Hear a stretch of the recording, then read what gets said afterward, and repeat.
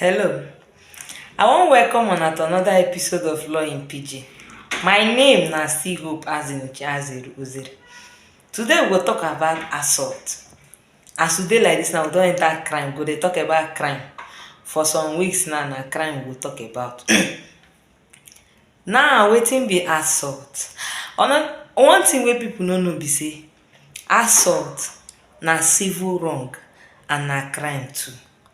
It depends on how the victim wan take pursue im matter. Wetin be assault? Assault or assault, anyhow wey you wan call am, assault na the oyibo dis thing. If you wan call am local way, na assault, well na assault. So wetin be assault? Assault na when you strike somebody, you move somebody, you touch somebody for body, or you push somebody without that person consent. And even though you do those things wey I mention without person consent, that consent, you use wuru obtain that consent, na assault.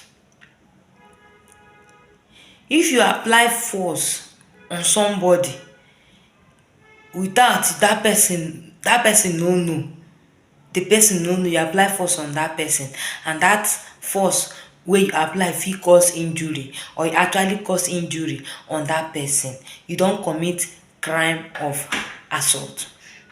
Assault na crime, assault na civil wrong. Now you know sometimes some of una dey complain say when somebody assault you, if you carry am go police station, police go dey do wuruwuru.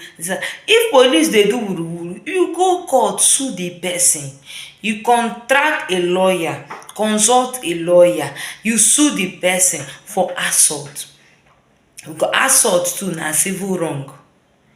If you assault me now as I dey like this, if you assault me, I go just carry you go court. I go carry you go court, go claim damages for assault. I will sue you for assault. So e no necessarily mean say somebody assault you say you must arrest the person.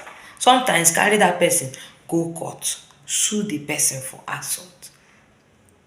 This force wey we dey talk about, na some people feel say force na, you know say the way people dey define wetin people dey see as force, e dey different depending on how you take dey see am.